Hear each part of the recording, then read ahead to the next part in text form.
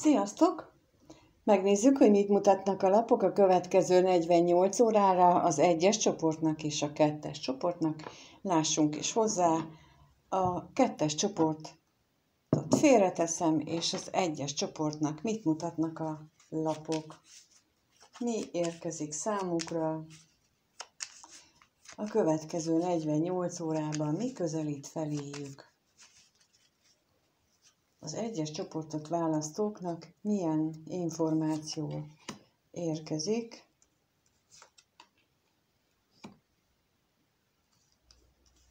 Lássuk.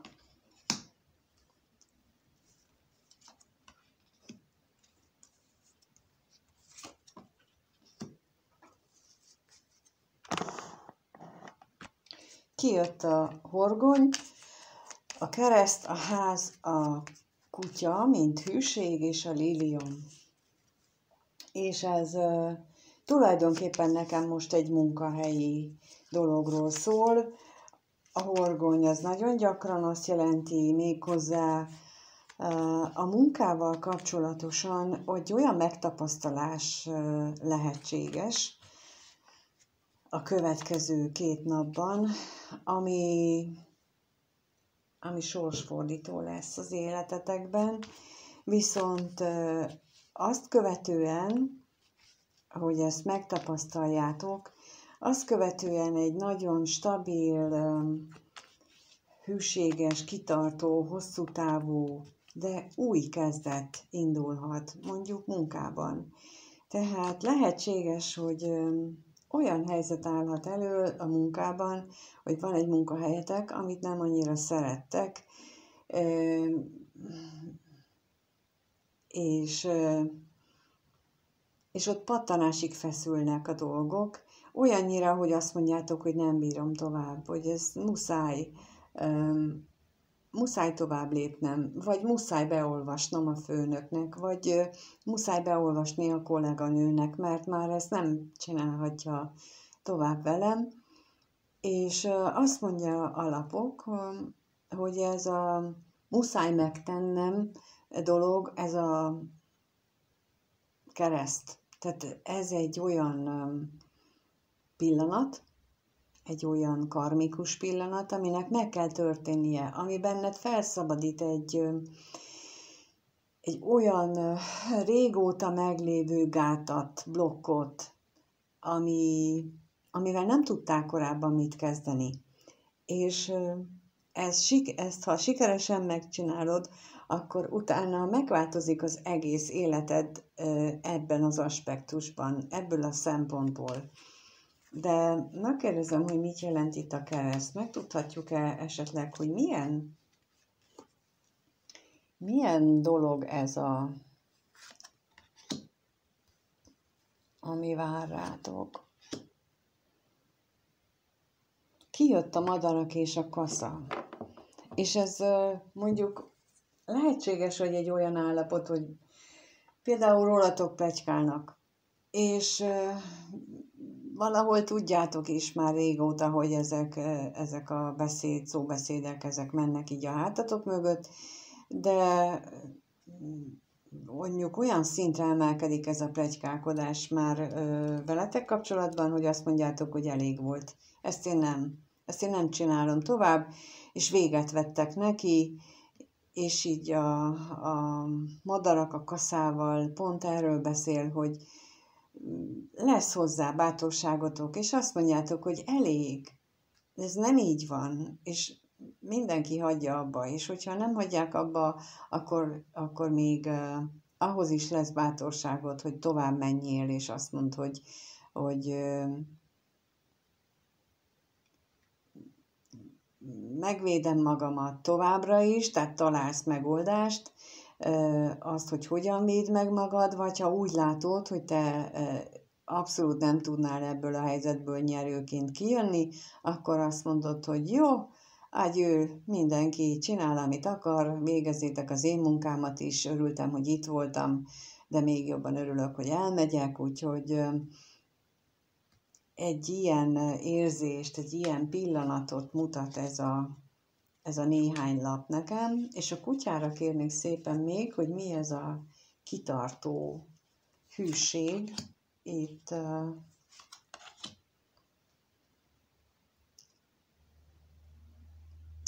kijött a róka és a szerelem lapja, igen. És azért voltatok valószínűleg bent ebben az energiában, ebben az állapotban, mert tévesen értelmeztetek érzéseket, tévesen gondoltátok azt, hogy nektek ez a dolgotok, hogy ezt ti eltűrjétek, mert hogy ti veletek mindig is ezt csinálták. Tehát ilyen alapvető tévedésen állt az egész. Például egy ilyen tévedés az, amikor azt olvasom, hogy én feltétel nélkül szeretek valakit, és akkor emögé ti azt gondoljátok, hogy nincsenek elvárásaitok. A feltétel nélkül szeretni valakit, az nem azt jelenti, hogy nincsenek vele szemben elvárásaim, hogy nyugodtan lehet kicsapongó, hogy nyugodtan kocsmázhat, hogy bármi, mert én feltétel nélkül szeretem. A feltétel nélküli szeretet azt jelenti, hogy úgy fogadom el, ahogy van. De ha nekem azt mondta, hogy 5-kor itt lesz, akkor 5-kor legyen itt. De ha nekem azt mondja, hogy ma jönni fog, akkor legyen ott ma. És ettől még szeretem, hogy azt mondom, hogy ezt én nem tűröm el. Ez a feltétel nélküli szeretet valójában, hogy meghúzom a határaimat, és szeretem őt. Úgy szeretem, ahogy van. De nekem megvannak a magam határai, és őt meg arra kérem, hogy tartsa be, mert én meg úgy szeretem, ahogy van. És na például ilyen ez, ami esetleg ebben a munkában titeket egy ilyen alapvetően félreértelmezett közeg az, ami megakadályozott eddig abban benneteket, hogy kikérjétek magatoknak, hogy rólatok így ne beszéljenek, vagy veletek így ne bánjanak, vagy bármi, ami ehhez kapcsolódik, és itt a végén a lélium van, tehát ez egy tiszta vizet tudtok ezáltal önteni a pohárba, és a házzal a középen ez azt jelenti, hogy mind a helyzeteteket, mind a belső értéketeket ez egy nagyon stabil alapokra fog helyezni, és ez egy nagyon szuper jó eredmény. Úgyhogy köszönöm szépen, hogy itt voltál és meghallgattál. Köszönöm, ha lájkolsz, feliratkozol, hogy megírod, bármit gondolsz ezzel kapcsolatosan, és minden jót kívánok nektek az első csoportnak, és lássuk akkor, mit mutatnak a lapok a második csoportot választók számára. A második csoportot választóknak mit mutatnak a lapok? Megnézzük, hogy nekik mit mutatnak a lapok.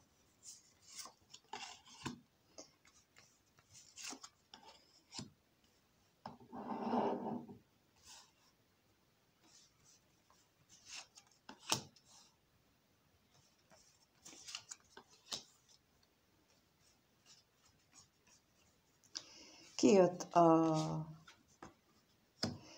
Kejhek 4-es, a Hold, a Botok lovagja, az Érmék 10-es és a Botok királynője. Nekem ezek a lapok alapján az jön, hogy néhányatoknál az lesz az igaz, hogy jön egy új állás lehetőség például, amiről nem túl sok az információtok, viszont elég hirtelen jön ez az állás lehetőség, és nagyon sok pénzt ígér. És nagyon úgy tűnik, hogy ebben kiélhetitek a minden lelkesedéseteket, minden tüzeteket bele tudjátok tenni, és ráadásul nagyon jól megfizetik. Csak hogy ott van az a Hold. És itt én arra érzek utalást, hogy tehát van egy olyan feltétel ebben a munkában, ami elgondolkodtat benneteket, és hajlatok arra, hogy ne fogadjátok el ezt az ajánlatot, mert ott van ez a hold tényező, tehát ott van valami, amit nem tiszta számotokra, nem is tudjátok megkérdezni sem.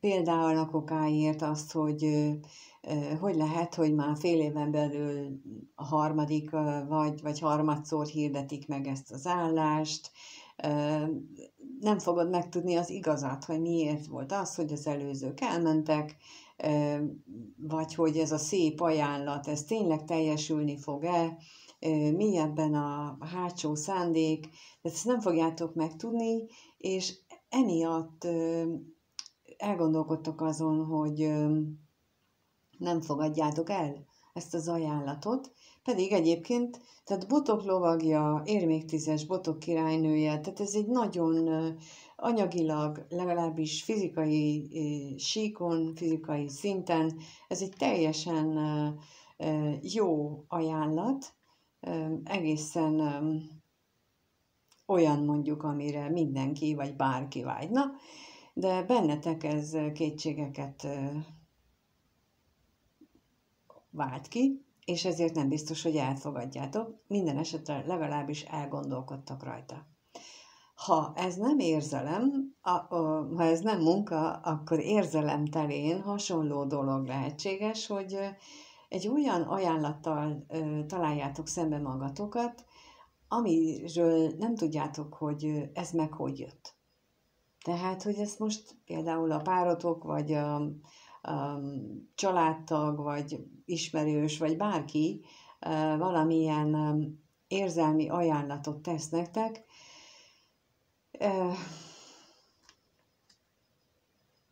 például menjünk el valahova szórakozni, egy jó, drága helyre, vagy hát drágább helyre, vagy én fizetem azt az egészet, és akkor ez így nagyon jót fogunk mulatni, és nem tudod, hogy mi van mögötte. Miért akar ő elvinni téged? Nem szokott sosem. Ez most hogy jön neki? Tehát egy ilyen típusú dolog, és akkor valahogy itt a belső hangod azt mondja, hogy hóha, itt valami van a háttérben, és akkor ezt jól gondoljuk meg, de mi lehet a háttérben? És akkor most meg is kérdezzük, hogy a holdról mit tudhatunk meg itt. Mi van itt a hold hátterében? Mi az, ami esetleg megtudhatunk róla?